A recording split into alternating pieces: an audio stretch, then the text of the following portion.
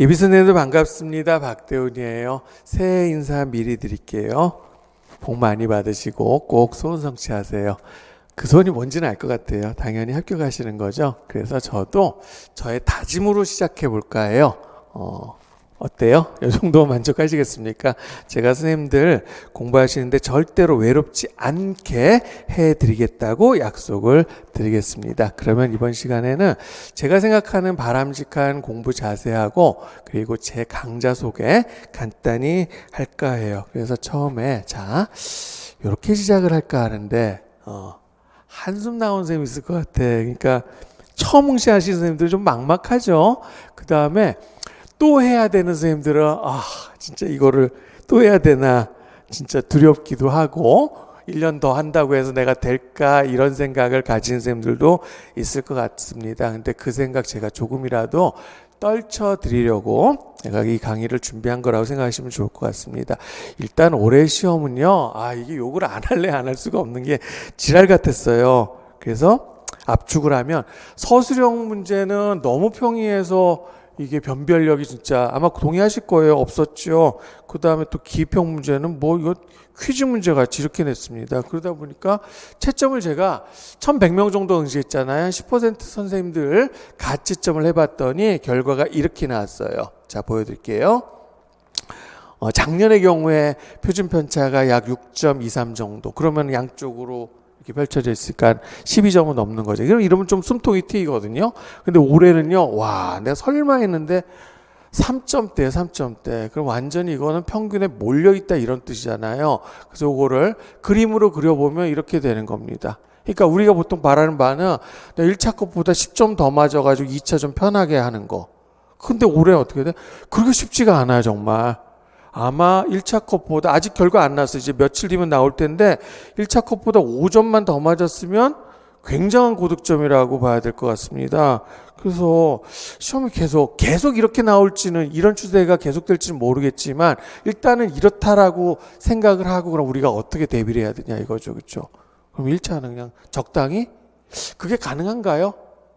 일단은 1차 컷이 얼마가 될지 가늠할 수가 없잖아요. 그렇죠?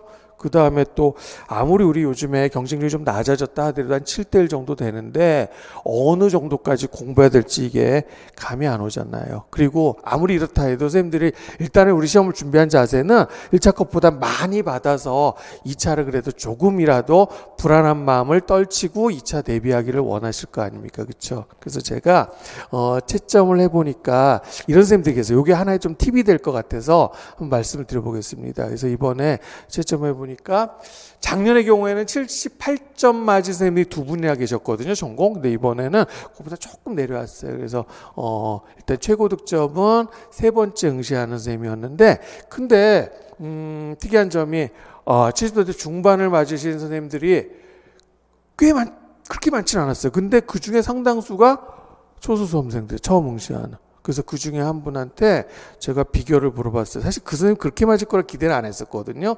그랬더니 이렇게 대답을 하더라고요.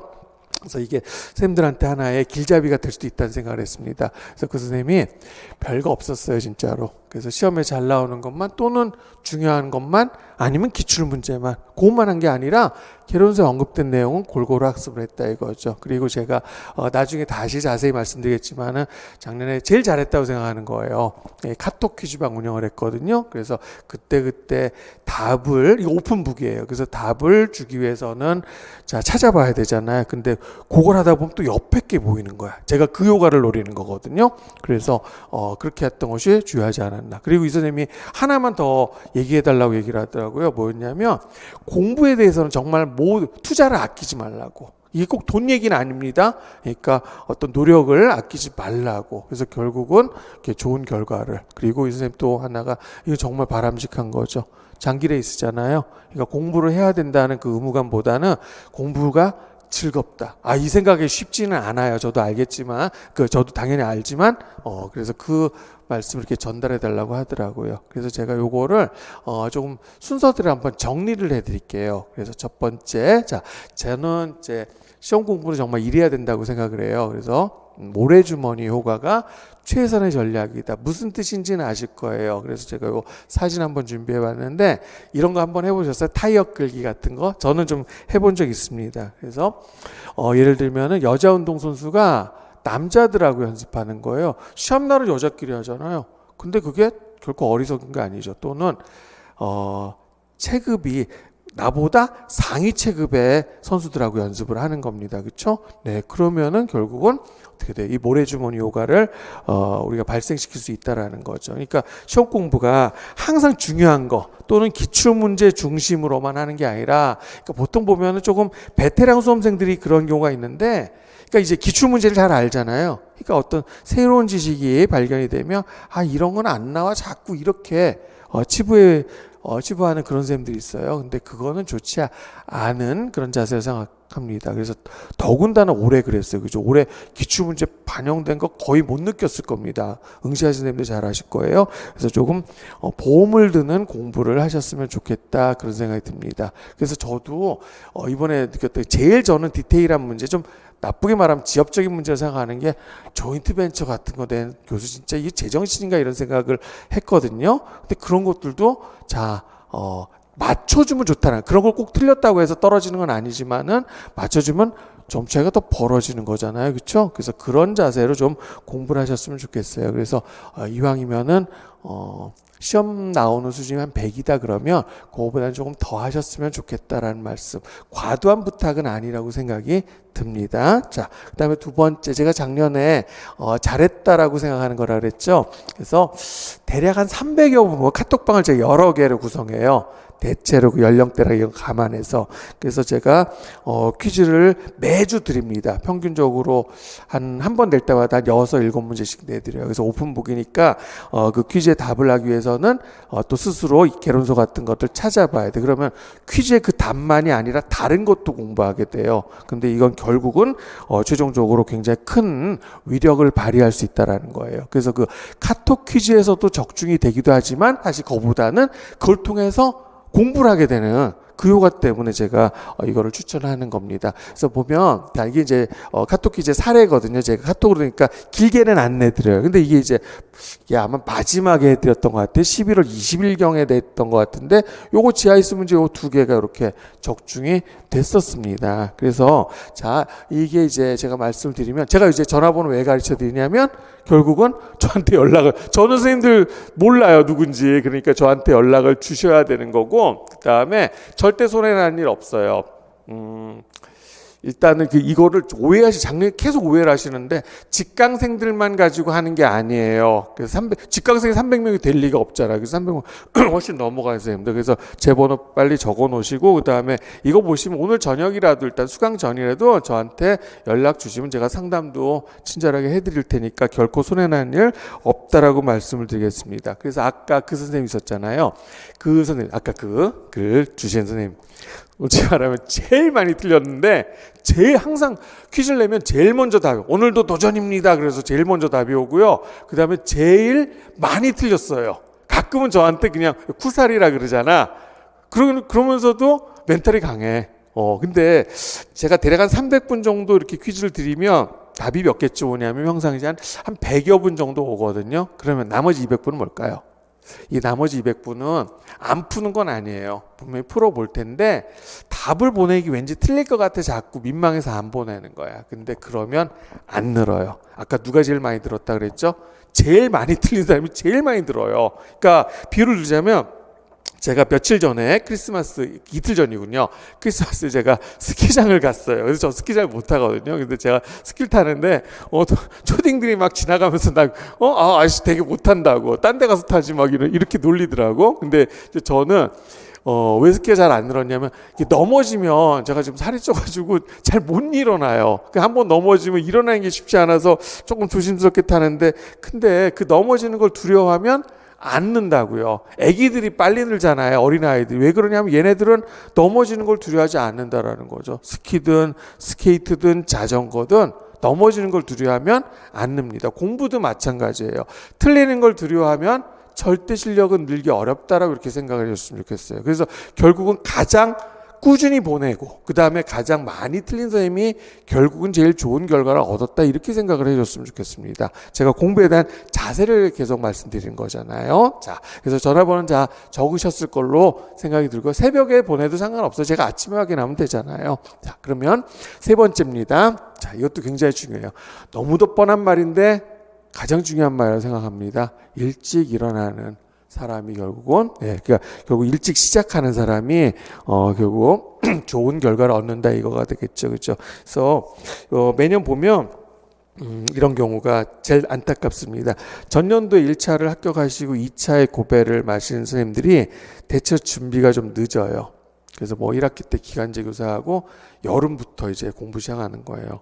그런데 대체로 그 경우가 결과가 안 좋습니다. 이게 제가 정확한 통계 드리고 싶은데 또 조금 조심스러워서, 그래서 올해 같은 경우가 아마 좀 더 심하지 않을까. 왜 그러냐면 올해는 자 1차 합격하고 2차에 탈락하신 선생님들이 늦게 시작하는 거 하고 점수대가 몰려 있잖아요. 그러니까 1차에 근소한 차이로 불합격하신 선생님들 얼마나 안타까워요. 그래서 그 멘탈 회복하는 게 쉽지가 않을 겁니다. 그런데 그래도 일찍 하셔야 돼요. 빨리 멘탈 잡으셔가지고요, 일찍 하시고 여름부터 문제풀이부터 또는 모의고사에 오시면요, 그 모의고사는 굉장히 위험해요. 제가 아무리 적중률이 높아도 제가 매년 말씀드리는데 제 모의고사 평가원에 들어가요. 그래서 철저하게 걸러진단 말이에요. 물론 저도 걸러지기 때문에 다른 어떤 대비책을 세우긴 하지만, 그리고 또 어떤 경우도 있냐면 우리 모의고사들에서 만약에 혹시라도 오류가 발견되잖아. 그러니까 의도적으로 낸다고요, 그거.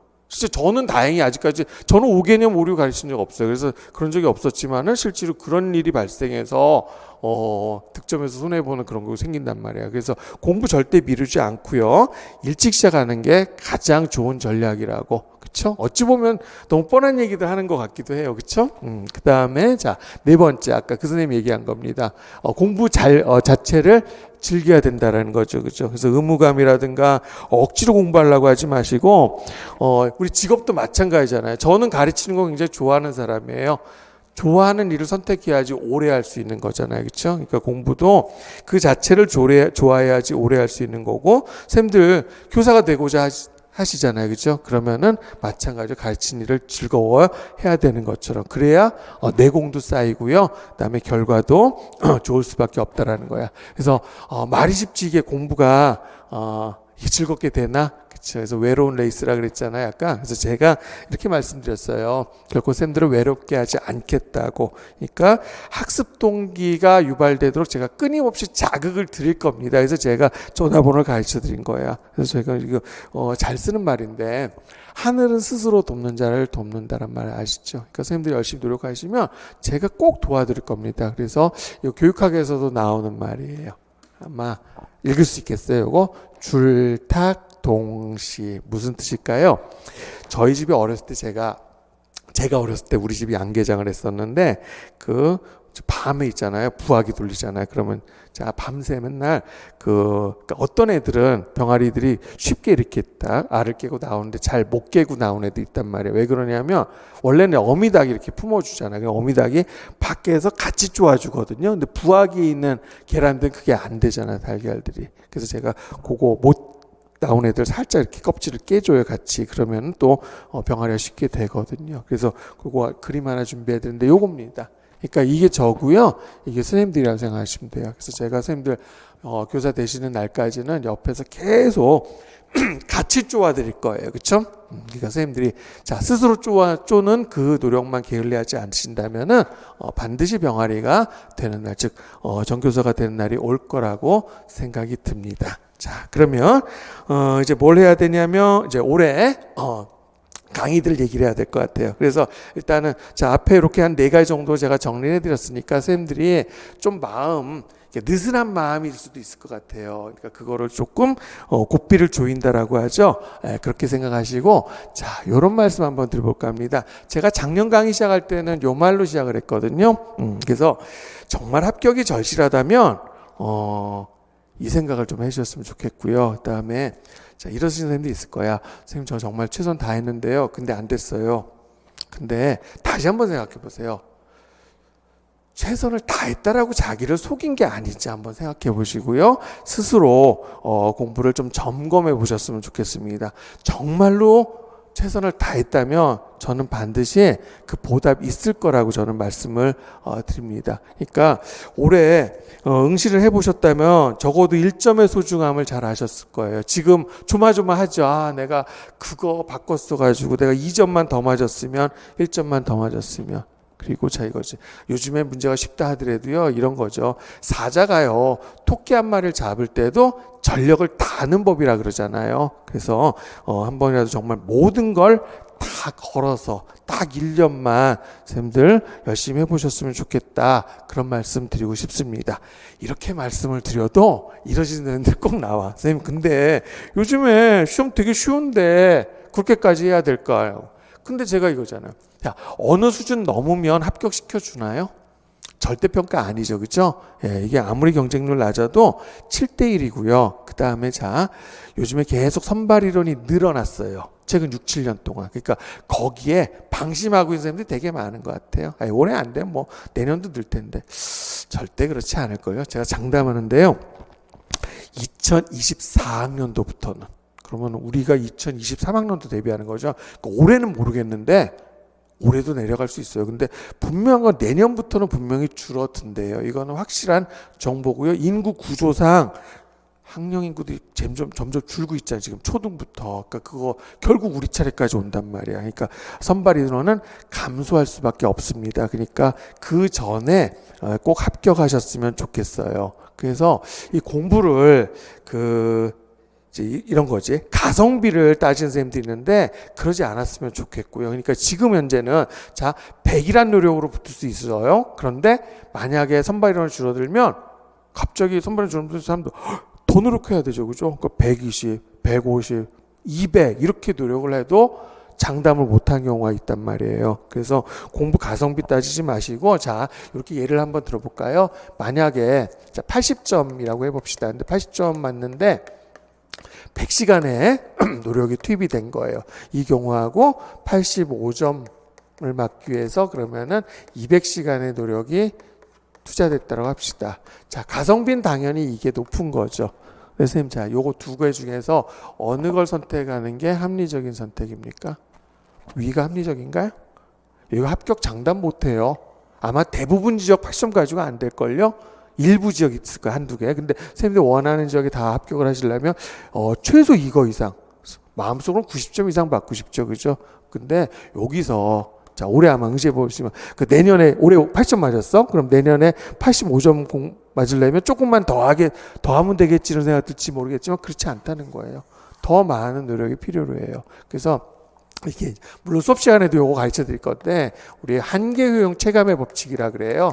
그래서 이 한계 효용이 바로 가성비를 의미합니다. 배고플 때 밥을 먹으면 첫 수저는 엄청나게 만족도 높지만 점점 만족도는 떨어지게 되는 거죠. 예, 그런데 자, 그러면 첫 수저가 가장 가성비가 높으니까 그럼 첫 수저 한 수저만 먹고 그러면은 그만 먹나? 아니죠. 언제까지? 최대로 만족할 때까지 먹어야 되잖아요. 그래서 결국 총 효용을 극대화하는 그런 선택을 우리가 합리적인 선택이라고 하는 거예요. 그러니까 결국 이렇게 공부하는 게 아깝다라고 생각하시면 안 됩니다. 그게 가장 합리적인 선택이라고 생각을 해 주셨으면 좋겠어요. 자, 주변에 성공하는 사람들 보면 하나의 특징들이 있는데, 이 사람들 아까 그 학생도 얘기했잖아요. 그 예비교사도 그 투입을 아끼지 않습니다. 노력이든 또는 뭐 시간이든 비용이든. 그래서 이 성공하는 사람들은 매몰 비용을 생각하지 않아요. 매몰 비용은 뭐예요?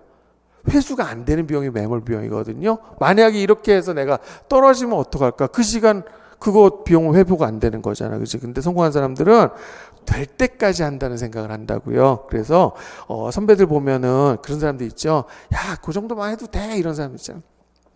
그런 사람들 정말 좋은 선배 아니에요. 진짜 좋은 선배라면 더 노력해서 나를 이기고 또는 나를 극복하고 더 올라가 봐라, 이렇게 말하는 사람들이 정말 좋은 선배라고 할 수 있을 것 같습니다. 그럼에도 또 선생님이 정말 2배 노력하면 될까요? 또 이런 선생님도 있겠죠. 그렇죠? 그래서 이렇게 준비를 해봤어요. 그러니까 자, 요거를 선생님들 이제 수업 시간에 우리 잡열이라는 걸 배워요. 그러니까 이렇게 얘기를 해볼게. 물을 끓이잖아요. 그러니까 0도씨 물을 100도씨까지 이렇게 끓이면은요. 자, 요때는 자, 요 물 상태입니다. 100칼로리가 들어가요. 그런데 100도씨 물을요. 수증기로 바꾸는 거야. 온도는 변화가 없어요. 근데 수증기로 바꾸기 위해서는 무려 5.4배, 540칼로리가 필요합니다. 알겠습니까? 그러니까 이게 쉽지 않은 거예요. 요거는 뭐야? 아, 공부하니까 그대로 성과가 나오는 거야. 그런데 어떤 순간 가면 이런 순간을 우리가 공부하다 보면 저도 많이 경험했던 겁니다. 이런 순간이 나와요. 자, 이 구간이나 이 구간이면 노력하겠죠. 근데 노력해도 성과가 당장에 안 나오는. 그러니까 선생님들도 스스로 그런 의심이 있는 거야. 스스로에게. 아, 내가 하는데 안 올라가는데 과연 2배 투입한다고 될까? 근데요, 언젠가는요, 그 분명히 노력 부족한 거예요. 언젠가는 포텐이 터지는 순간이 오게 돼 있습니다. 알겠어요? 그래서 본인에 대한 그 신뢰를 못 하는 거잖아요. 그쵸? 그 생각을 좀 버렸으면 좋겠어요.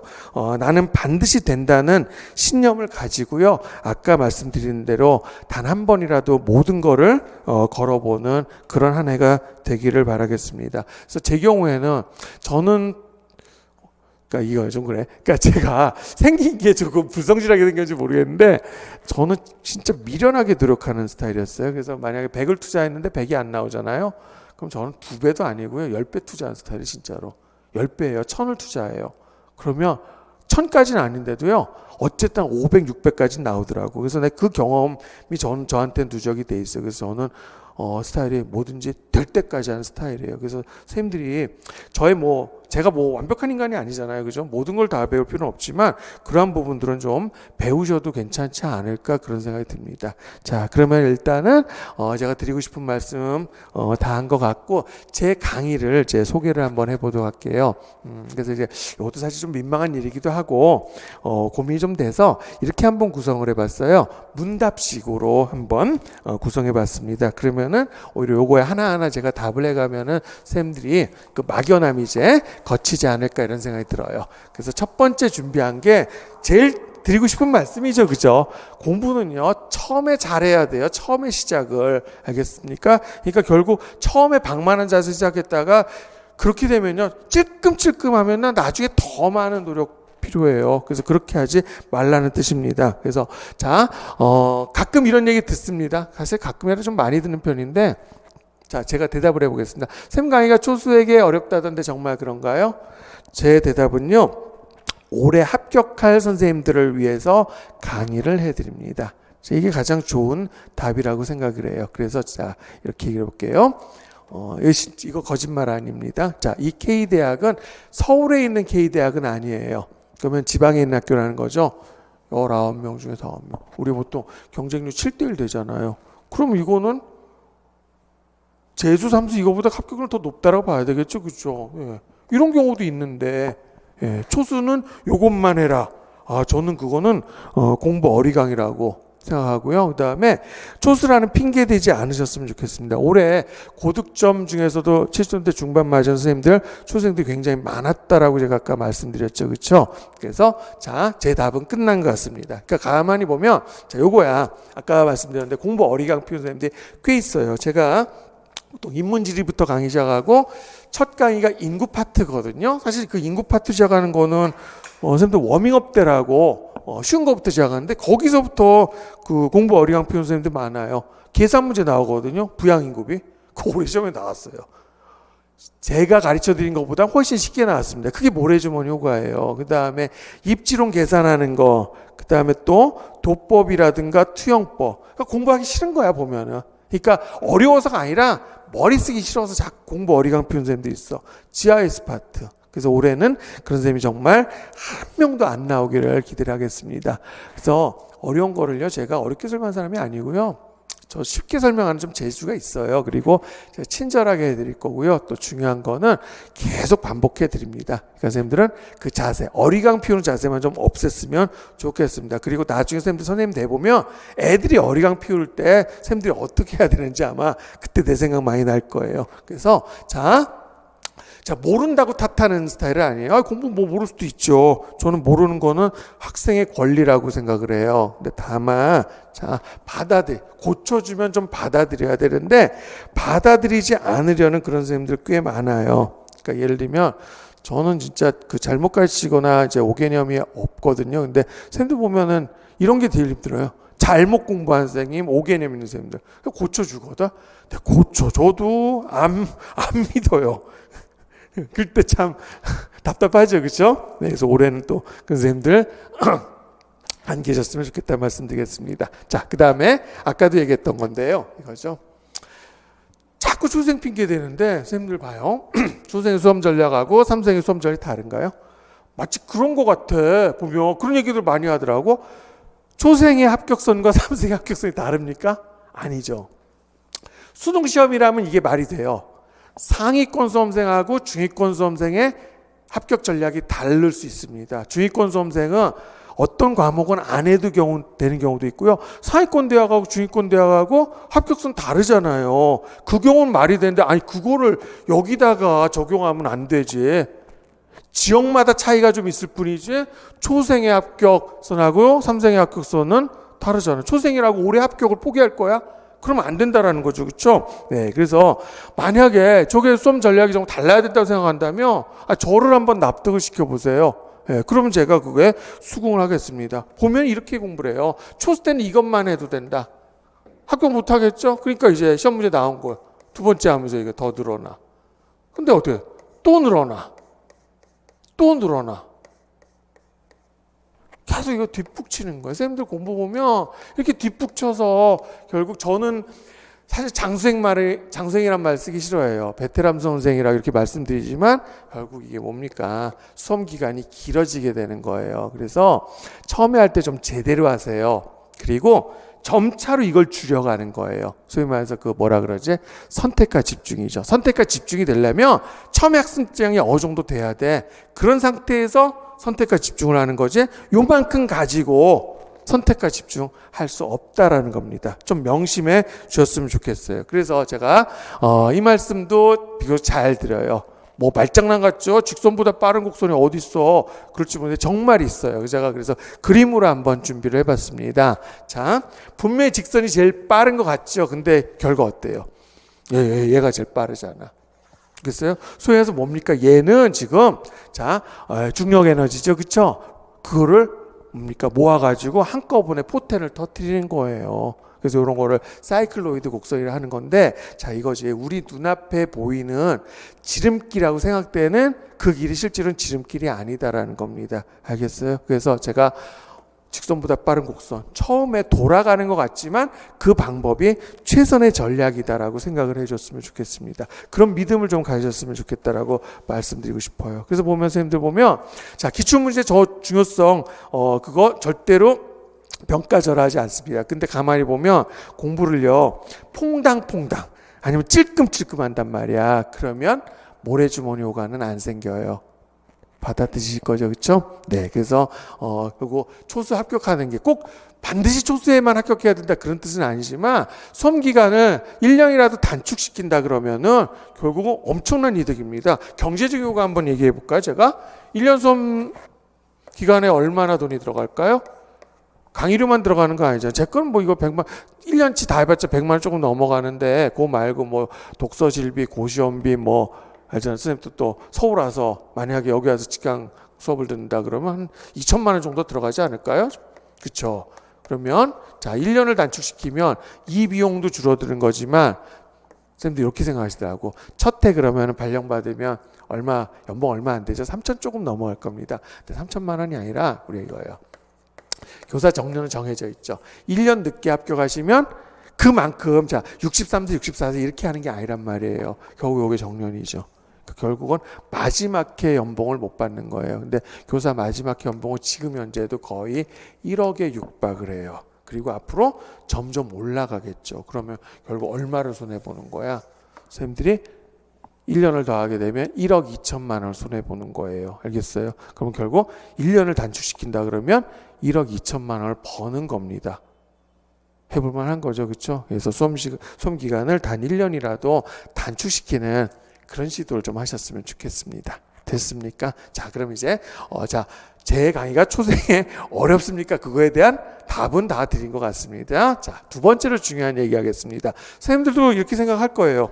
구주화 중요하다던데 어떻게 해야 될까요? 제가 구주화 중요한 거 얼마나 제가 강조하는데요. 근데 여기서 드리고 싶은 말씀은 선생님들이 구주화에 대해서 아주 큰 착각을 하시는 것 같더라고요. 그래서 그 말씀을 드리고자 해요. 그래서 자, 첫 번째가 이겁니다. 숲과 나무라고 했어요. 그러니까 뭘 먼저 공부해야 되죠? 자, 그러니까 숲과 나무 결국 위계를 얘기하는 거죠. 숲을 먼저 보고요. 그 다음에 나무를 봐야 되는 건 맞아요. 근데 선생님들이 어떠시 공부를 하면 큰 나무, 이게 뭡니까? 중요학습 내용이라든가 아니면 기출문제에서 나온 거예요. 이거를 숲으로 착각을 한단 말이야. 절대 그렇지 않아요. 그래서 두 번째가 바로 그게 제시가 되어 있을 거예요. 그러니까 선생님들이 중요학습 내용을 안다고 해서 그게 구조화된 게 아니다라는 거지. 그러니까 아까 제가 공부 선생님들 퐁당퐁당 한다 그랬죠. 그죠? 그래 놓고 선생님 제가 어느 정도는 구조화되어 있는데요. 뭐 인출이 안 돼요. 나중에 이거 헛소리예요. 구조화 안 된 거예요. 알겠죠? 네, 그래서 구조화라는 건 결국은 다른 식으로 얘기하면 요거는 개념화도 사실 구조화에 해당해요. 위계화, 개념화라고 생각하시면 됩니다. 그래서 결국 구조화는 공부를 하실 때 이렇게 하는 거예요. 학습 내용의 위계화 작업. 그 다음에 또 하나가 더 강조하고 싶습니다. 제일 많이 하는 말. 공부를 처음에 습득하실 때요. 질서를 만들어 버리면 돼요. 그러면 저절로 구조화가 됩니다. 근데 선생님들은 그렇게 안 하세요. 그러니까 자, 학습량이 많아진다고 해서 저절로 구조화가 되는 거 아니거든요. 그래서 제가 가끔 선생님들 좀 서운하게 하거나 한두 번 울린 적이 있는데, 아니 친구는 말이야 학습량은 많은데 비율을 넣으면 너는 콘크리트는 잔뜩, 이 학습량이야. 이게 빠졌잖아요.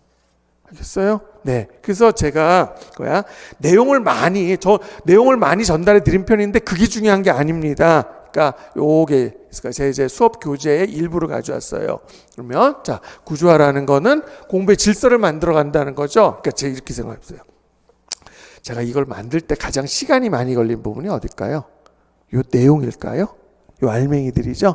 아니에요. 제가 이런 거를 만들어 놓고 다시 만들 경우가 있어요. 뭐 때문이야 그러면 자, 첫 번째 제 1절이 나와 있네. 그리고 로마자 1, 그 다음에 숫자 1, 괄호 1, 동그라미 1이죠. 여기에 들어갈 거를 일로 가게 하거나 여기에 들어갈 걸 이게 일로 들어간 거야. 그럼 저는 이거 다시 만들어요. 그럼 뭐예요?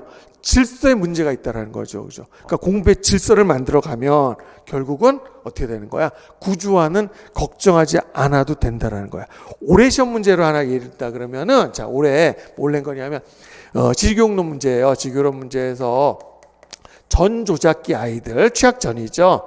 이 전조작기 아이들의 공간적 개념화를 물어봤어요. 그래서 사례가 아마 시험 보신 선생님들 기억하실 겁니다. 스위스하고 제네바 예를 들었죠. 그죠? 그러니까 전조작기 아이들은 구조화 능력이 결여돼 있다 이거예요. 알겠어요? 선생님들은 요거를 질서를 만들어 갈 수 있죠. 그죠? 근데 뭐냐면 시험 문제 나오면 딱 요렇게만 해. 안 돼. 이 위계 가지고 자, 어떻게 만들어놔야 돼요? 요거보다 하위 개념이죠. 그죠? 그럼 하위 개념 내려가면 당연히 수도 늘어납니다. 그럼 뭐 들어가야 돼요? 여기에 배를. 시험 문제가 이렇게 나왔으면 요것도 가야지. 또는 취리. 또 요거 또 나눌 수 있죠. 그죠? 이런 식으로. 그러니까 자, 결국 구조화 제가 팁을 하나 드린다 그러면 지식을 습득하거나 발견했을 때 그때부터 나중에 구제하려 하지 말고 지식을 습득하거나 발견했을 때부터 어떤 생각을 하냐면 내가 이거를 가르친다면 이 생각을 하고 공부를 해보세요. 그러면 저절로 이게 질서가 잡혀요. 왜? 질서가 없으면 못 가르쳐요. 그래서 제가 요즘에 2차 지도하고 있잖아요. 2차 지도하면서 많이 느끼는 거예요. 내용상으로 중학교 거 하니까 쉽잖아. 그래서 부도심인데 부도심 설명해봐라. 근데 그거를 못하는 거야. 자, 선생님 해볼까요? 이거 중학교 내용까지 할 수 있을 것 같아. 자, 부도심은 일단 뭐부터 가르쳐줘야 될까요? 부도심은 어떤 건지부터 가르쳐야 되겠죠. 그죠? 그래서 부도심은 어떤 겁니까? 도심의 기능을 일부 분담해 주는 곳을 부도심이라고 하는 거죠. 그렇죠? 그러면 어디에 생겨요? 교통이 편리하거나 아니면 접근성이 좋은 지점. 그래서 구체적으로 얘기하면은 도심과 외곽 또는 도심과 주변 사이에. 그쵸? 네. 그 다음에 경관은 어떻습니까? 여기 지대 높다라고 돼 있어요. 지대 높다 그러면 결국은 도심과 유사한 경관이 나타나겠죠. 그죠? 이걸 못 하더라고요. 내용 전달도 잘해야 돼, 2차도. 알겠어, 선생님? 뒤에 앉은 누구도 잘 보이라. 이게 중요한 게 아니야. 그럼 자, 이렇게 얘기해 볼게요. 이게 교과서에 어떻게 되어 있는지 제가 얘기를 해볼게요. 교과서에는 부도심에 대해서 이렇게 설명되어 있습니다. 자, 부도심은 도심과 주변 사이에 교통이 편리한 곳에 위치하여 도심의 기능을 일부 분담해 주는 곳으로 지대가 높아 도심과 유사한 경관이 나타난다. 즉 뭐야? 교과서에 나와 있는데 그거를 재배치하는 거예요. 자, 지식이지. 이거 일종의 지식을 습득하면서 재배치하는 거야. 그러면 그 어떻게 돼요? 그 자연스럽게 구조화가 되는 거란 말이야. 고위평탄면 만약에 가르치라면 어떡할래요? 고위평탄 의미가 뭐예요? 고도는 높은데 경사가 완만한 곳이죠. 그죠? 왜 생겼지? 두 번째? 그럼 지형의 융기라고 하면 되겠죠. 어디 있어요? 우리나라 같은 경우는 영서고원, 태백고원, 진안고원이죠. 그죠? 그럼 그거 뭘로 이용돼요? 자, 경사가 완만하니까 스키장으로 이용될 수도 있고, 고도가 높으면 서늘하겠죠. 그럼 고랭지 농업할 수 있을 거 아니야. 이렇게 가면 이게 구조화란 말이야. 근데 습득할 때 따로, 나중에 구조화 따로, 이러니까 잘 안 되는 거라고. 선생님들이 맨날 인출이 어렵다라고 얘기하는 게 습득할 때 잘못된 방식으로 습득하니까 계속 공부를 별개로, 그때마다 별개로 해야 된단 말이야. 그렇게 안 했으면 좋겠습니다. 알겠어요? 그럼 구조화 팁에서 제일 중요한 말은 뭐였어요? 공부를 질서 있게 하면 돼요. 질서 있게 지식을 습득할 때 재배치하시면 좋을 것 같습니다. 제가 오늘 조금 목이 가서 목소리가 안 좋은데 그것만 양해를 해주셨으면 좋겠어요. 알겠어요? 그래서 선생님들 구조화에 대해서 대착각을 하고 있는데 결국은 좀 그거를 이번에 바로 잡는 기회가 되었으면 좋겠습니다. 자, 그래서 제가 수업 때마다 이렇게 해드려요. 근데 사실 이거 제가 드리는 것보다도 선생님들이 만들 수 있단 말이야. 일종의 이게 뭐죠? 올해 지교육론 시험 문제 뭐 나왔어요? 혼나야 돼, 그 선생님들은. 제가 마인드맵 엄청 강조했다는 거죠. 그치? 그럼 마인드맵이나 개념도 결국은. 물론 차이점은 제가 본 수업 시간에 다시 해드리겠지만은, 그러니까 결국은 그 마인드맵이나 개념도를 그리기 위해선 공부가 질서 있게 수행이 돼야 된다, 그런 뜻이에요. 그래서 제가 다시 한번 질서 있는 학습 공부를 강조하는 겁니다. 되셨습니까? 자, 그러면 그 다음 내용 얘기를 해야 되죠. 그래서 특히 요것들 제가 말씀드릴게요. 그러면 이거야. 어쨌든 간에 저는요, 아까 많이 가르쳐드린 편이라 그랬잖아요. 그래서 근데 나무만 잔뜩 가르쳐드린 스타일이 아니에요. 절대 구조화에 방해되는 식으로 강의 안 해요. 그러니까 자, 숲과 나무가 있다고 할 때 우리가 일단은 구조화에서는 이 위계를 정하는 것이 중요하지만 저는 어쨌든 간에 나무도 많이 전달을 해드려요. 그런데 나무만 잔뜩 가르쳐드리면 어떤 문제가 발생하냐면은 극단적 교수 현상의 하나가 되겠죠. 그러니까 형식적 고착이라는 측면. 그러니까 이거 배웠는데 못 꺼내 쓰는 거야. 그죠? 그래서 저는 저거를 방지하기 위해서 맥락을 굉장히 많이 만들어 드린 거예요. 어떤 내용이든지 항상 맥락이 있어요. 그래서 하나의 사례를 들면 뭐 저보고 좀 적중을 좀 잘하는 편이라고 얘기를 하는데 고맙습니다. 그러니까 재작년 같은 경우에는, 그러니까 작년이죠. 그래서 그 문제를 많이 틀렸어요. 서남아시아 인구 이동인데 인도하고 아랍에미리트 쓰는 거. 그래서 제가 그 2차 지도하면서 이렇게 말씀드린 건데 아이들한테 수업 말면 어떻게 할 거냐 이거죠. 그죠? 그래서 자, 이거야. 우리나라에 대한항공사죠. 그죠? 그럼 우리나라 대한항공 손님은 어느 나라 사람이 제일 많아? 당연히 우리나라 사람이잖아. 그러면은 자, 이렇게 질문 드리거든. 아랍에미리트 항공사가 세계 국제선 1등이거든. 에미리트 항공사. 쌤들한테도 질문해요. 에미리트 항공사 손님 어디가 제일 많을까요? 에미리트가 아니니까 물어봤겠지. 그치? 그래서 1번이 인도예요.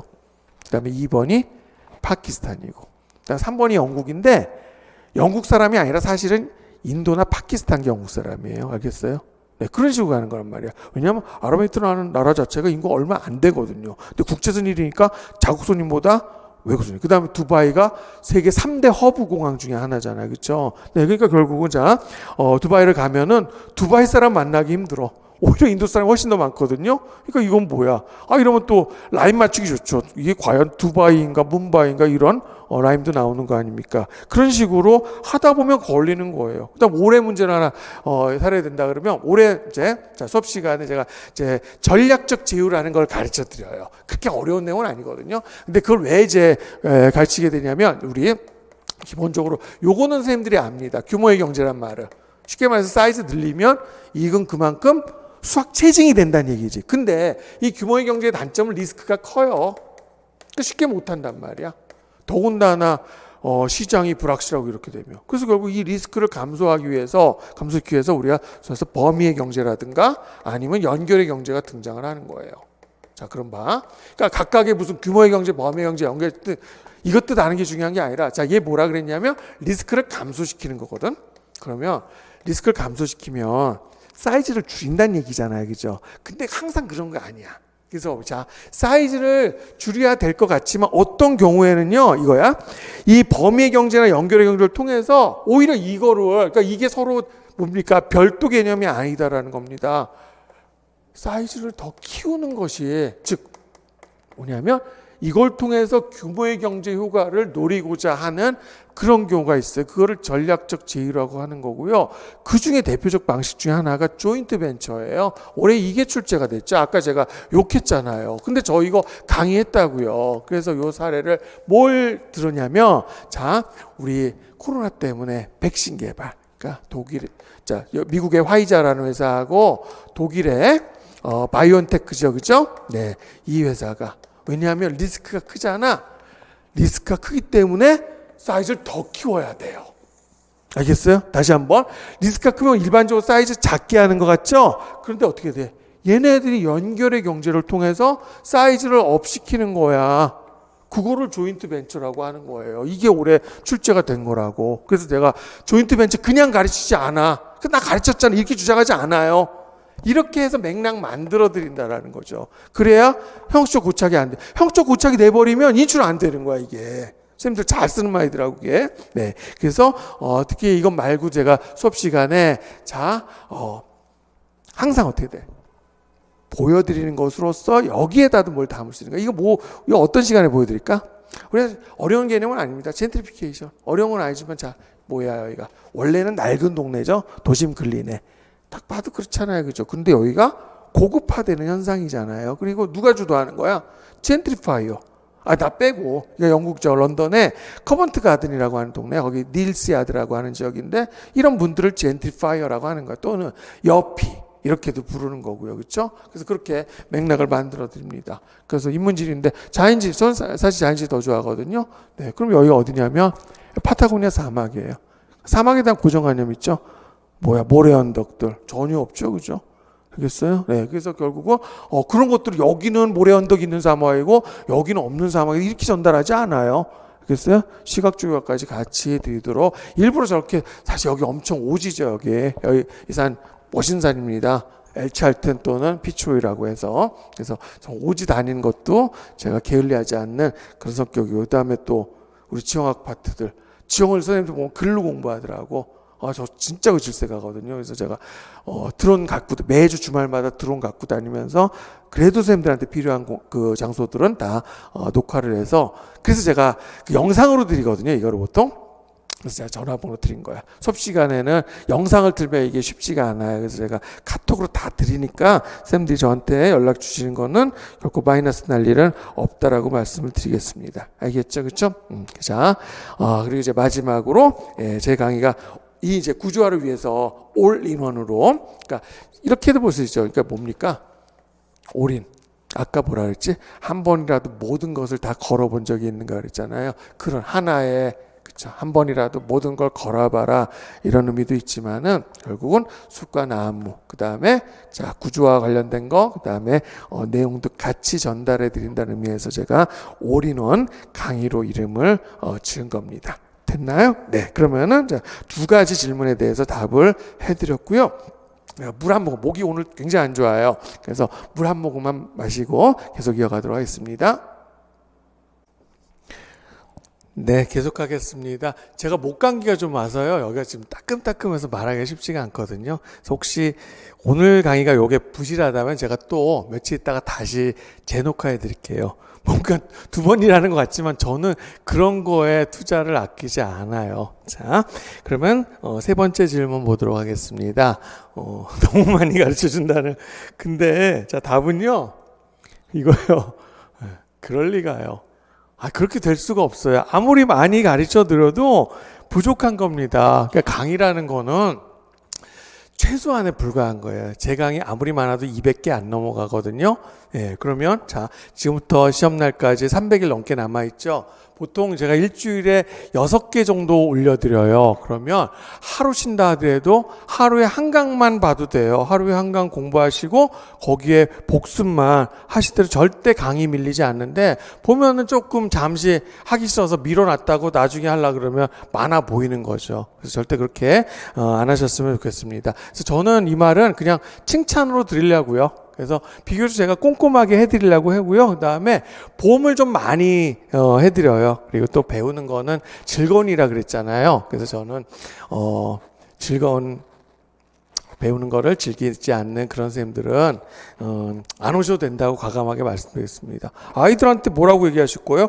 공부는 즐거운 작업이라고 얘기해야 될 사람들 아닙니까? 그죠? 근데 그래 나도 공부하기 싫었어 애들한테 그렇게 얘기하는 교사는 저는 교사 안 했으면 좋겠다 그런 생각을 합니다. 자, 그러면 세 번째 거 질문 답이 됐다라고 생각이 들어요. 그리고 또 하나 부탁드리고 싶은 거, 아까도 이제 받아들이지 않는 선생님들이 꼭 있는데 그런 건 안 나와. 그런 자세를 안 했으면 좋겠어요. 마음을 열면 열수록 진짜 그래요. 마음이 닫히면 발전이 더딥니다. 마음을 열어놓으시면 그만큼 성장도 빠를 거다라고 생각을 해주셨으면 좋겠습니다. 자, 네 번째 질문은요, 이제 간단해요. 80점이 아니라 100점을 목표로 강의하신다고 하는데 사실인가요? 답은 간단해요. 네요, 답은. 맞습니다. 근데요, 아무리 100점을 맞으려고 하더라도 100점 못 맞습니다. 여태까지 100점 없었어요. 단 한 번도. 이명심이 얼마나 역사가 오래되면 30년 넘었잖아 이제. 그래서 100점을 맞는 자세로 공부를 해도 100점 못 받는 거고요. 근데 만약에 80점 맞으려고 공부한다고 그러면 80점 맞겠습니까? 쉽지 않겠죠. 그래서 올해의 경우에 어떤 선생님이 76점을 받으셨는데요. 전공. 자, 선생님들 전공 76점 받으면 지금 상태에서 좋겠죠. 그때 그 선생님은 어땠냐면 76점하고 저하고 통화해서 울었어요. 진짜로. 이 거짓말 아닙니다. 불안하대요. 제가 볼 때는 물론 서울이에요. 그 선생님이. 그래도 컷보다는 10점까지는 아니래도 거의 10점 근처로 10점 정도 더 맞을 것 같은데도 불구하고 그렇게 떨고 있더라고요. 그래서 제가 달래면서 야, 나는 너 수석할 것 같다. 만약에 너 진짜로 수석하면 장학금 100만 원 내놓으라 그랬어요. 그랬더니 기꺼이 그러겠다고. 나중에 제가 만약에 그 선생님 진짜로 수록하게 되면 그 장학금 100만 원 선생님들을 위해서 쓰는 거를 보여드리도록 하겠습니다. 그렇죠? 그래서 100점을 맞는 그런 자세로 공부를 하는 거는 결코 나쁘지 않고요. 그다음에 80점 맞으면 자, 운 좋게 붙는 지역도 있을지 모르겠지만은 대부분 그렇지 않을 경우가 더 많다라고 생각하시면 좋을 것 같아요. 자, 거의 이제 마지막 질문들이 되겠는데 제가 이것도 가끔 드릴 말씀이에요. 공부를 가장 많이 하는 사람 이렇게 질문 드리거든요. 답은 공부를 못하는 사람이 아니라 공부를 제일 잘하는 사람이라는 거죠. 그렇죠? 그래서 그거를 우리가 스노우볼링 효과라고 해요. 그러니까 우리 부자 아니잖아요. 그죠? 부자들 부럽죠. 그럼 부자들 보면 일 안 하고 그 돈으로만 먹고 살 것 같잖아요. 아니에요. 부자들이 이유가 있어요. 제일 많이 일을 해요. 이렇게 생각해야 돼요. 사장하고 종업원하고 누가 일 더 많이 할까요? 왠지 사장은 뭐 시키는 것만 할 것 같죠? 그렇지 않다는 거예요. 그러니까 결국 공부를 제일 많이 하는 사람이 공부를 제일 잘하는 사람이 공부를 제일 많이 하는 법이 되는 거고, 그 다음에 자, 스노우볼링 무슨 뜻인지 알 겁니다. 눈 굴리기 효과라고 하는 거죠. 그러니까 비율을 여기 사진 잘 안 보일 수도 있으니까 이런 거죠. 공부를 똑같은 시간을 하는 거야. 근데 이 사람도 1시간 하고 이 사람도 1시간 해요. 누가 눈이 더 많이 있겠어요? 당연히 이 사람이죠. 그죠? 그러니까 공부를 잘하는 사람들은 이 효과를 어떻게 돼요? 거의 명심하고 있는 거. 내가 눈이 지금 작은 것 같아. 어떻게든 내 눈을 좀 크게 하겠다. 그래야 더 많이 배울 수 있으니까. 그런 자세로 임해 주셨으면 좋겠다라는 거야. 그러니까 자, 지금 나는 못하니까 나는 뭐 어느 정도니까 이런 생각하지 말고 어떻게 돼요? 가장 많이 하는 사람이 된다 그러면 결국 그 사람이 공부를 제일 잘하는 사람이 될 거라고 그런 믿음을 가지고 하셨으면 좋겠다라는 그런 말씀이에요. 자, 그 다음에 이것도 이제 꽤 많이 받는 질문인데요. 제가 인문지리부터 강의를 해요. 그래서 보통 선생님들 보면 자연지리를 먼저 시작을 하더라고. 그 이유를 알아. 네, 근데 그 이유는 제가 말씀드릴 필요 없고 저는 인문지리를 먼저 시작합니다. 그러면 이제 여기서 오해지. 자연지를 못하니까? 아니, 나는 이제 많이 말씀드린 저 이과 출신이에요. 그래서 제가 솔직히 제일 좋아하는 과목은 수학. 선생님들은 아마 좀 짜증날 수도 있을 것 같아요. 저는 수학이나 과학을 솔직히 제일 좋아했어요. 그래서 왜 그러냐면 수학이나 과학 과목은 질서 있게 사고만 하면 사실 끝나요. 예, 그래서 그쪽 공부가 솔직히 편해요. 그래서 저도 자연지를 더 좋아하는데 인문지를 먼저 하는 이유는요. 인문지리가 일단 첫 번째 배점이 높습니다. 자연지리는 지형학. 선생님들 보면 지형학은 뭐 과도할 정도로 공부를 하더라고. 물론 그거를 탓하진 않아요. 공부 많이 하는 거 저는 장려합니다. 근데 그래봤자 10점이야.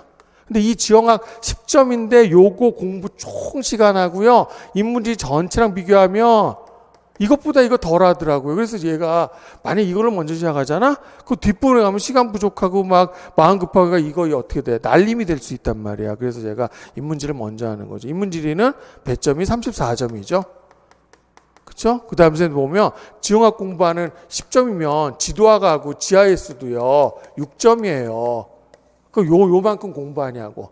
아니지, 이거 그냥 후다닥 날려버리지. 몇 시간 하고 말죠. 그렇게 공부하시면 안 되는 거예요. 그래서 인문지를 먼저 하는 이유는 일단은 인문지리가 배점이 높고요. 그리고 실제 보면 요즘에 자연지리보다는 인문지리하고 그리고 지리교육론 있죠, 그죠? 두 개가 당락을 결정하는 경우가 많아요. 그래서 특히 인문지리 같은 경우에는 또 이게 공부가 연결이 돼 있어요. 도시, 경제지, 문화지 이게 다 연결이 돼 있어서 이 공부하는 시간에 비해서요. 오히려 공부를 하고 나서 뜸이 드는 시간이 필요해. 그래서 거기에 대해서 내가 좀 터득하는 시간, 그거에 있어서 좀 지체 시간이 걸리더라고요. 그렇죠? 그래서 공부에 뜸이 드는 시간이 필요하기 때문에 제가 인문지를 먼저 시작한다라고 생각하시면 좋을 것 같습니다. 생뚱맞게 이게 나왔는데 이게 이제 재작년에 자연지리 쪽에서 좀 어려운 문제였거든요. 그래서 제가 저는 사실 자연지리 좋아한다 그랬잖아요. 그럼 이런 거 보면 이렇게 평면적 공부하는 거 되게 싫어한다 그랬죠, 그렇죠? 그래서 이거에서 이 문제는 조금 어려웠어요. 그러니까 여기가 지금 직관공사를 했거든요. 그럼 저는 그냥 안 있어요. 그래서 가서 제가 아까 드론 찍어온다 그랬잖아. 그래서 요거는 일단 제가 오늘 사진만 보여드리겠습니다. 나중에 영상 드릴게요. 영상 제가 100개도 넘어요 드리는 게. 그러면은 이렇게 물론 요건 이제 영상인데 요걸 통해서 자꾸 영상을 통해서 입체감을 제가 부여를 해드리는 거죠, 그죠? 그래서 제 개인적으로는 정학 시간이 저는 제일 좋아요. 그래서 제가 마음이 편안하고 그다음에 좋아하는 거 할 때 기분 얼굴 아마 표정이 다를 겁니다. 그래서 자연지리 걱정하실 필요 없고요. 근데 당락은 인문지리하고 지리교육론이 올해도 그랬습니다. 그러니까 요거 명심하시고 인문지리 먼저 시작을 하셨으면 좋겠습니다. 됐죠? 네. 자, 그다음 질문. 기출문제 중요한가요? 당연히 중요하다 그랬죠. 그런데 기출문제 풀이 제가 따로 해드려요. 요거 한 3월에서 5월에 제가 해드릴 건데, 근데 요것만 가지고 기출문제만 하시면 좀 곤란하다고 말씀드리겠습니다. 그리고 기출문제 해놓고, 사실 그게 뭐야, 기출문제. 퐁당퐁당 중요한 것만 한 거란 말이야. 그쵸? 그래서 그렇게 하지 마시고, 전체를 다 하는 그런 자세를 임했으면 좋겠습니다. 자, 그리고 이제 몇 개 안 남았습니다. 교재는 따로 없습니까? 요 질문도 꽤 들어오는데 제 이유가 있어요. 제가 프린트로 드리거든요. 그래서 학습자료 내려받으시면 됩니다. 그래서 이유는 두 가지인데요. 하나는 뭐냐면 저는 이거 보여드리는 게 생각했겠다. 이래요, 진짜. 이게 건방진말 아니고 진짜 제가 매년 발전해요. 그러니까 이런 질문도 받거든요. 작년 강의하고 올해 강의하고 쌤 차이가 있습니까? 라고 질문하면 저는 거기에선 또 답을 하기가 쉽지가 않아요. 근데 제가 차이가 있다면, 자, 만약에 차이가 크다 그러면 뭔 문제냐면 이거 작년에 이거 잘못 가르쳤다는 얘기잖아.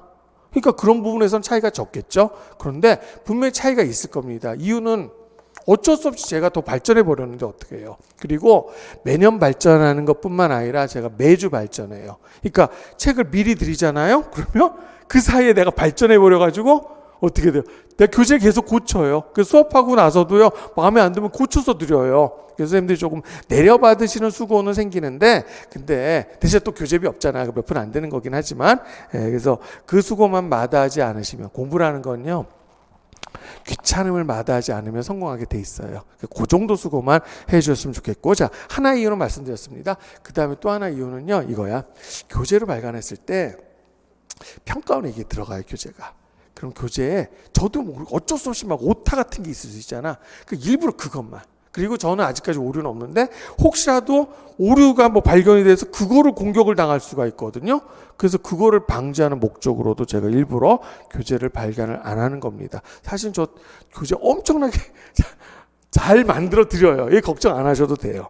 됐나요? 네, 그 정도만 하도록 하겠습니다. 자, 그리고 이제 마지막 질문일 것 같습니다. 카톡 제가 연락처 가르쳐 드렸잖아요. 그래서 제가 전화 주셔도 되고, 그다음에 전화하기 좀 뭐하면 카톡으로 질문 주시면 제가 전화로 답변 드립니다. 그러니까 우리의 주로 인터넷으로 쌤들하고 보는 관계잖아요. 그래서 이런 인간관계를 피상적 인간관계라고 해요. 그렇죠? 그러면은 인간 소외가 발생합니다. 예를 들어서 제가 직강생 다 알았지? 그리고 넘어가는데 나는 아닐 수 있잖아. 그렇죠? 그래서 그런 피상적 인간관계를 극복할 수도 있고요. 그 다음에 제가 아까 카톡 퀴즈방 운영한다 그랬잖아요. 그죠? 네, 그리고 그거에 대해서도 질문하셔도 되고 거의 새벽에도 좋으니까요. 선생님들 편한 시간에 하세요. 그럼 제가 다 선생님들은 뭐 질문 간단하게 하나 해드렸지만 저는 그 이상으로 어떤 경우에는 선생님들한테 전화를 해서 막 서너 시간 가르쳐 드릴 그런 경우도 있어요. 그래서 그런 걸 게을리하거나 아끼지 않을 테니까 선생님들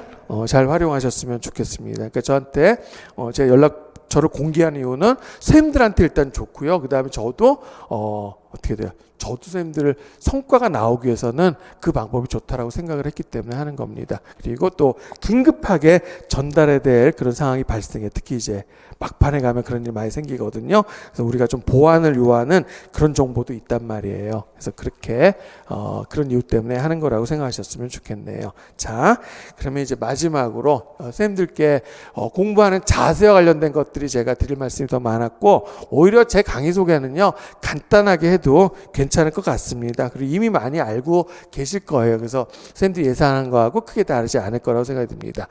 하나만 딱 강조한다 그러면 이거가 제일 중요한 겁니다. 공부는 시작이 빠른 게 제일 좋다 그랬죠. 그렇죠? 그래서 자 1년 내내, 그러니까 1년 동안 저하고 쭉 같이 공부하시는 걸 가장 추천을 해드리지만 정말 시간이 부족하다 그러면 이것만큼은 빼먹지 않았으면 좋겠습니다.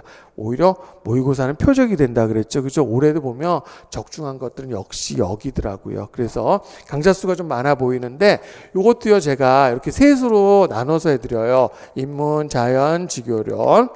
그렇죠? 그래서 이것도 개별 수강할 수 있도록 따로따로. 그러니까 뭐냐면 정말 어떤 부분 자신 있고 자기는 선생님들은 뭐 지교육만 부족하다. 그럼 뭐 그렇게 하시라는 뜻입니다. 그렇죠? 그리고 저는 또 이거야. 인문지 수강하시면 저도 자신감 어떻게 보면 제 과도한 자신감의 표현이기도 해요. 아유, 선생님들 분명히 제 수업 보시면 따라오실 겁니다. 네, 자신이 있기 때문에 이렇게 하는 거라고 생각하시면 좋을 것 같고요. 그 다음에 자 1월에서 5월 동안 강연. 아무튼 이게 제일 중요하다 그랬어요. 그 중간에 제가 또 하루를 내서 문화지역지리 강의를 해드립니다. 그러니까 얘는 일종의 개통지리라고 본다 그러면 요건 지역지리가 되겠죠. 근데 거기 앞에다 그냥 살짝 왜 지역지리가 문화 파트가 많으니까 앞에다 집어넣은 거예요. 그래서 특히 요거는 기간제 선생님들이 정말 좋아하시더라고요. 그래서 왜 가르쳐야 되잖아. 써먹을 게 많다 이거죠. 그래서 이거는 수강 기간을 굉장히 길게 드려요. 자, 수강 기간 요거는 기간도 길죠. 천천히 강의 일부러.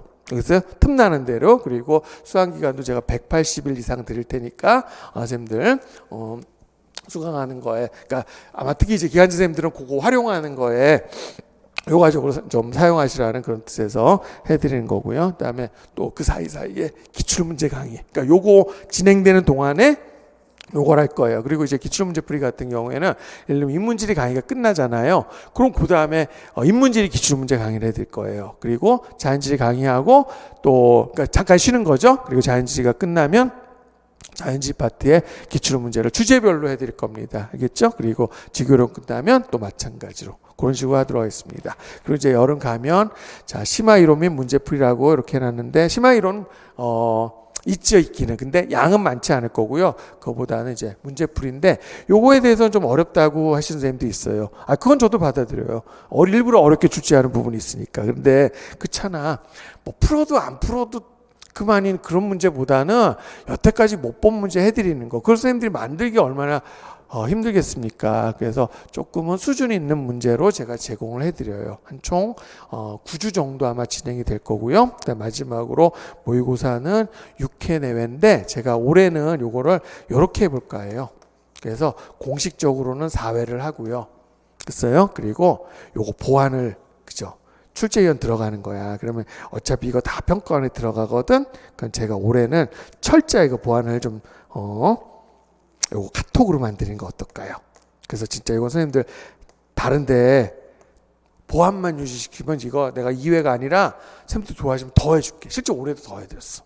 알겠어요? 그래서 요거를 4+2 체제. 그리고 제가 중간중간에 이런 부분이 좀 약한 것 같다 선생님들이 그런 걸 이제 필요성을 느끼게 되면은 이제 주제별로 좀 보충 강의들도 따로, 이거는 그래서 물음표로 해놓은 거예요. 따로 해드릴 그런 용의가 있습니다. 됐습니까? 네. 그러면 이게 간단하게 해드렸는데, 조금만 부연 설명해드리면, 일단 제가 강의 이름을 올인원 강의라고 정했는데, 제가 아까 처음 시작 화면이 이거였죠? 머리가 커지는. 그래서 제가 대머리 올인원 강의. 저거요. 탈모 환자 얘기하는 게 아니에요. 그래서 머리가 커지는, 그러니까 머리를 크게 한다 이런 뜻이에요. 그래서 이거 눌러보면 제 머리가 좀 커지고 있죠. 그죠? 왜 저 말씀을 드리냐면, 공부라는 게 이 뇌 용량을 키우는 공부를 해야 되는데, 선생님들 보면 그렇지 않은 공부를 많이 해요. 오로지 그냥 기억력에 의존하는 공부만. 이러면 뇌 안 커집니다. 자, 보세요. 냉장고가 작은데 말이에요. 거기에 그러면 집어넣어야 될 게 많으면 어떻게 돼? 냉장고 크게 해야 되잖아. 근데 용량 똑같은 거라고. 그러니까 어떻게 올해 작년에 요게 딱 찼어? 새로운 게 들어가면 뭔가 빠져나갈 수밖에 없잖아.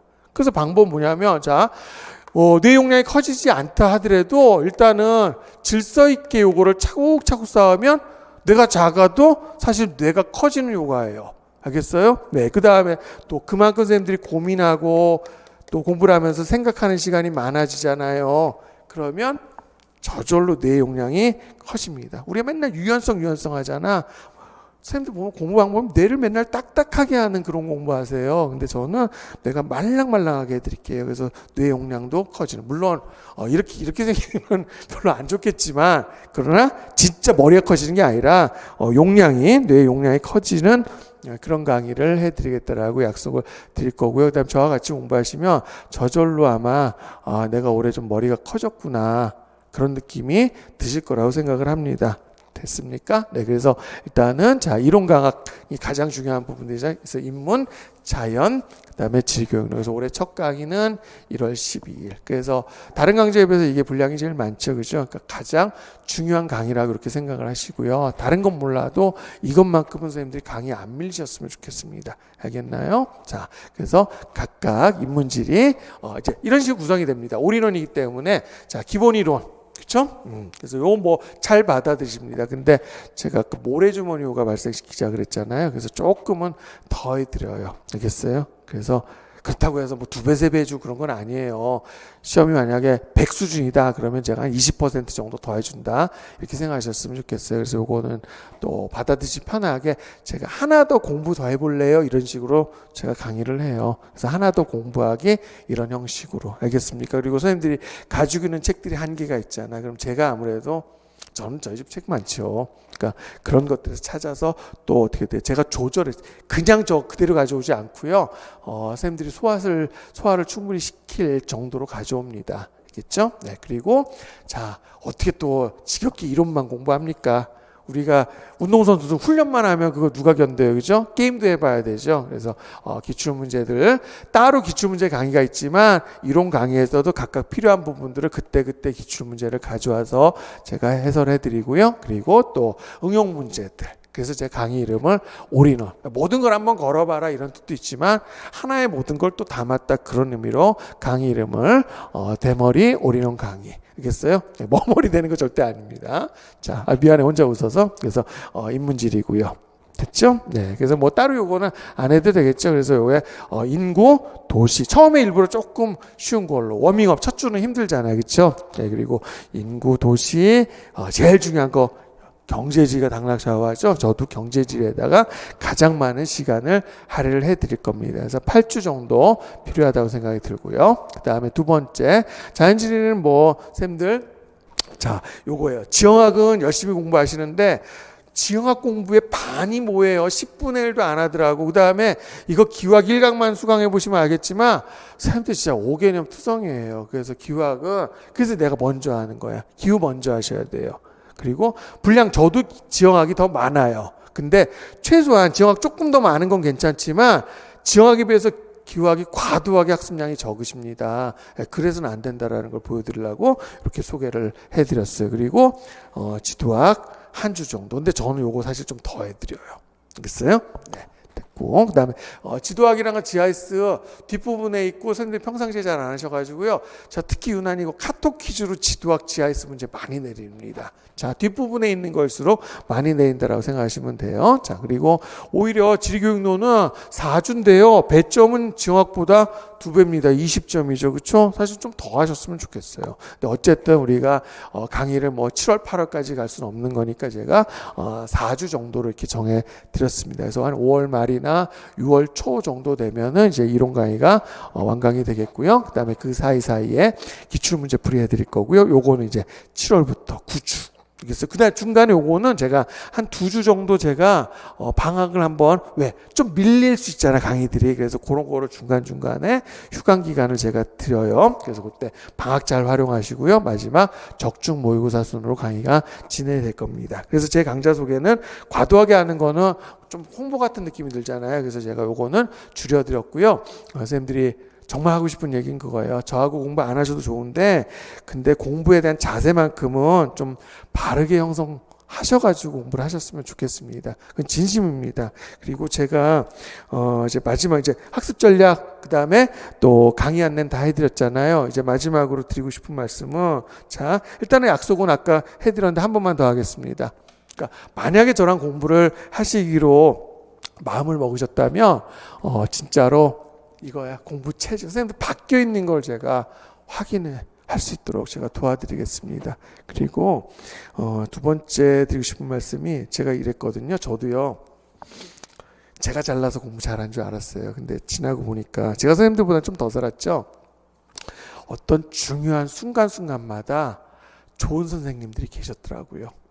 그리고 저 좋은 멘토가 있다든가. 그러니까 일종의 살다 보면은 우리가 발전하게 되는 그런 계기들 있잖아요. 만나게 되잖아요. 확 바뀌게 되는. 보통 뭐라 표현해요? 터닝 포인트, 변곡점이라고. 알겠나요? 그러니까 자, 선생님들 저하고 같이 공부하면 혼자 하셔도 상관없어요. 그거는 상관없는데 저도 해보니까요. 결국은요. 혼자 하는 게 아니었더라고요. 나는 혼자 한다고 생각하는데. 그러니까 딱 그것만 해도 누군가에게 변곡점, 누군가의 터닝 포인트만 만들어도요. 그 교사 역할 다 한 거라고 생각해요. 선생님들 나중에 아이들 지도할 때 아이들이 커서 성인 돼서 왔어. 근데 어떤 한순간을 기억한다고요. 애들은요. 선생님 그때 그 말씀해 주신 게 저 사는데 굉장히 큰 힘이 됐을 거예요. 제가 그게 발전의 계기가 됐습니다. 그러니까 제가 올해 선생님들이 올해 1년 동안 저와 같이 공부하시면서 그 변곡점, 터닝 포인트가 생겼으면 좋겠다라는 그 말씀 드리는 거예요. 그래서 저는 그걸 위해서 노력을 아끼지 않을 거고요. 절대 생긴 거하고 달리요. 굉장히 성실한 스타일이에요. 그래서 마지막으로 어찌됐든 이제 저하고 인연을 맺게 되잖아요. 그러면 우리가 세상에 이제 살다 보면 긴 인연도 있고 짧은 인연도 있을 겁니다. 그러면 어떤 게 좋은가라는 거죠. 부모 자식 간의 연은 길죠. 그죠? 당연히 그런 거 좋은 건데 선생님들하고 저와 인연은 긴 게 별로 안 좋은 것 같아. 맞지 않아요? 우리 수험 기간 길면 안 되잖아. 그래서 선생님들과 저와 인연은 길면 안 좋다. 그러니까 짧았으면 좋겠습니다. 대신에 짧고 임팩트 있는 그런 인연이 되길 바라겠습니다. 그 임팩트라는 건 선생님들이 저와 사실 1년이 채 안 될 겁니다. 10달, 11달 정도인데 그 기간 안에 선생님들의 어떤 터닝 포인트를 마련하는 그런 계기가 되었으면 좋겠습니다. 그래서 제가 오늘 드리고 싶은 말씀은 다 드린 것 같아요. 그러면 이만 마치도록 하겠고요. 우리가 1월 12일 날 개강한다 그랬잖아요. 그렇죠? 네, 그러면은 본 강의 시간에 선생님들 다시 만나 뵙도록 하겠습니다. 고맙습니다.